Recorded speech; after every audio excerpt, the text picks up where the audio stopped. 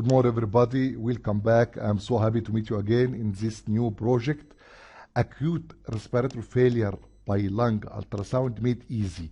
In these lectures, we'll talk about how can you diagnose most cases of acute respiratory failure by lung ultrasound in a simple way. First, if you face a patient with acute respiratory failure and hypoxia, first look for the is it B line or A line present in the lung. B line present in most of the lung ultrasound field. You need to know what is a B line. According to these very important articles published in the Intensive Care Medicine 2012, international evidence-based recommendations for point-of-care lung ultrasound, which is made by the founder of the lung ultrasound field, they mention very clearly the B line, which is the laser-like vertical hyperechoic shadows which origin from the visceral pleura and reach to the bottom of the screen and move with respiration. This laser-like or coma tail artifact, this is the B line, is denoting interstitial lung disease, pulmonary edema. It is denoting interstitial pathology. This is the B line, which is the interstitial inflammation or edema, and this is the A line, which is the normal lung ultrasound. Okay. If B line, you need to look at signs of the pleuroparenchymal inflammation. If these interstitial fluids present because of inflammation, inflammatory lung disease like ARDS or pneumonia, infection, pancreatitis, aspiration, if there is inflammatory element, you will see this inflammatory element in the pleura and the lung. If not, that means this B line is non-inflammatory. Okay, let us see. This is according to the international evidence-based recommendation for point-of-care lung ultrasound. They can differentiate between non-cardiogenic pulmonary edema, which will appear the signs of pleuroparenchymal inflammation with B line, and cardiogenic pulmonary edema where you will not see these signs of inflammation. What is these signs of inflammation? They mention all these signs, which is anterior subpleural consolidation, absence or reduction of lung sliding, spurred area, pleural line abnormality, non-homogeneous distribution. Let us see this abnormality. First, you will see here, this is the pleura.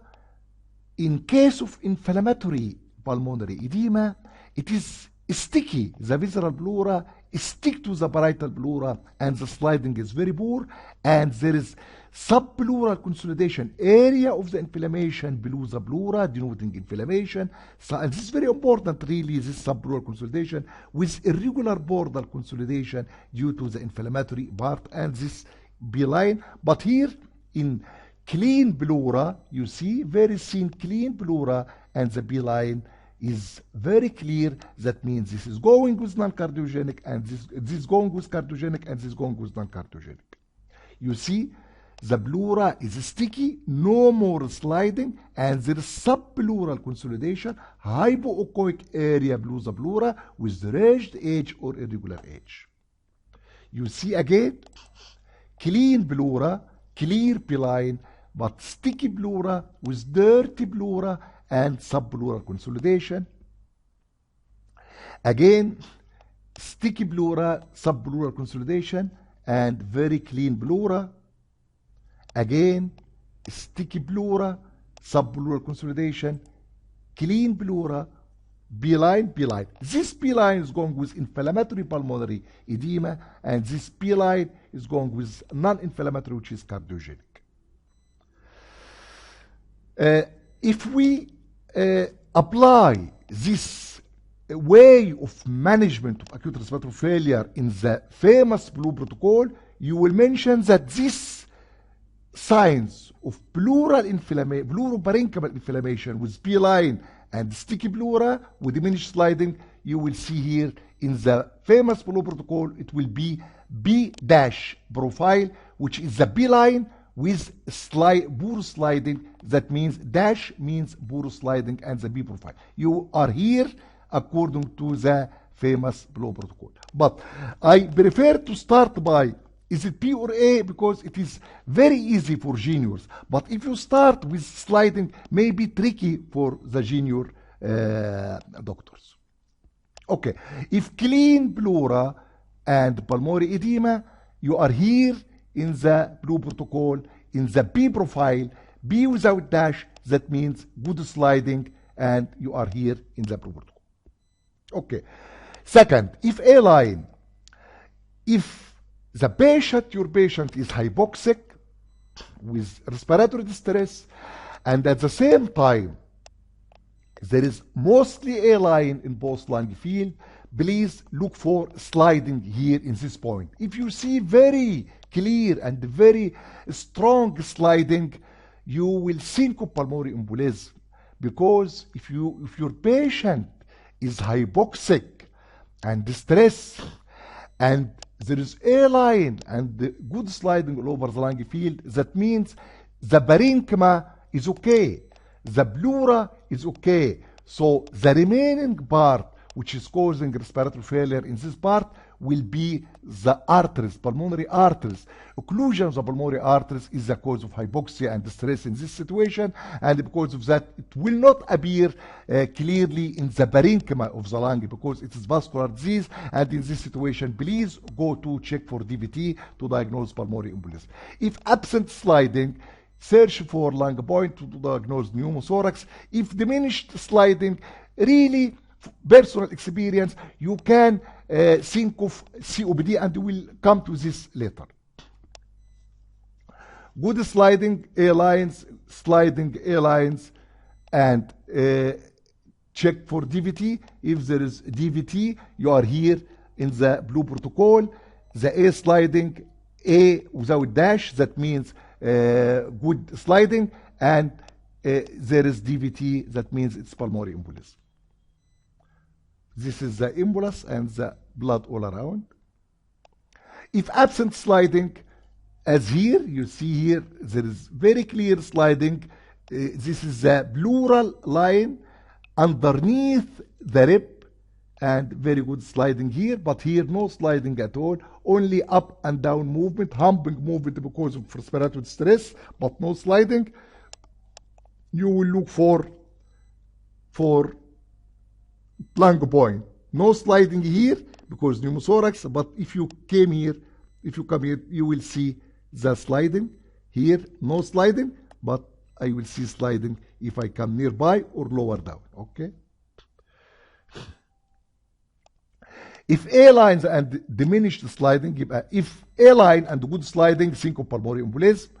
If A line and no sliding or lung point, it's pneumothorax. But if it's A line with diminished sliding, you see sliding, but it is not so strong or so clear.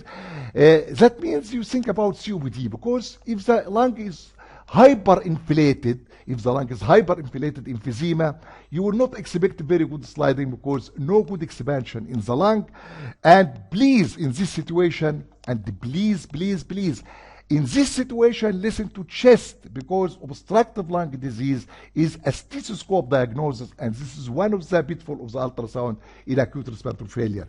Because in acute severe asthma and COPD, you will see A line and you will see sliding, but you can diagnose the severe respiratory distress and hypoxia by listening to the lung, and very clearly you will see bronchospasm and obstructed lung. If A and B line in the same area, it's pneumonia. If you see the same area, A line and B line, and especially if there is signs of pleuroparenchymal inflammation, it is pneumonia.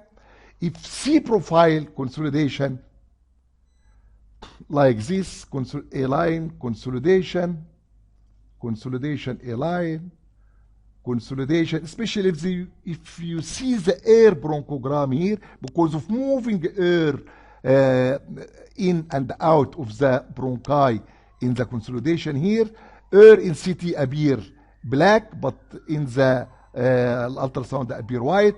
If you see this, it's going with pneumonia. And at the end, please look at the posterolateral part of the lung, PLAPS area, to exclude massive pleural effusion and diaphragmatic weakness as a cause of dyspnea.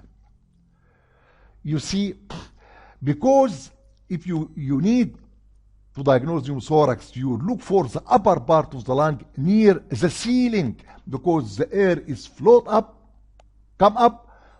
In searching for pleural effusion, you will look for the most dependent part of the lung, which is the PLAPS area, the area between the posterior axillary line and the upper border of the liver. Behind this point, you will see the PLAPS area, most dependent area. And here, very clearly, if anechoic fluids in this area above the diaphragm, it is pleural effusion, as you see here, and you can diagnose the size of pleural effusion as a cause of respiratory failure. And during presence in this area, you will very clearly look for any atelectasis or consolidation also present in the PLAPS area. You see here atelectasis and pleural effusion. And please don't forget, especially in ICU, don't forget to check for the diaphragm, for the movement of the diaphragm. If you see very sluggish diaphragmatic movement, very sluggish diaphragmatic movement, very sluggish diaphragmatic movement here by the EMA mode, here very sluggish diaphragmatic movement, think of diaphragmatic weakness as a cause of respiratory failure. Let us sum up. Step 1, is it A or P line? If P line, if there is any signs of pleuroparenchymal inflammation, it is pneumonia or ARDS. Inflammatory element is going on. If not, it's cardiogenic pulmonary edema. Step 3, if A line, look for sliding. If good sliding and DVT by compression test, it's pulmonary embolism. If no sliding and the lung point, it is a pneumothorax. If poor sliding, think of COPD and confirm by clinical examination. Step 4, if A and P line or C profile, it's pneumonia. Finally, look at the PLAPS area to diagnose pleural effusion and diaphragmatic weakness. And thank you for watching. This is one of our lectures in the our course online critical care ultrasound course from basic to advanced, and I hope you join this course. Thank you a lot. Bye bye.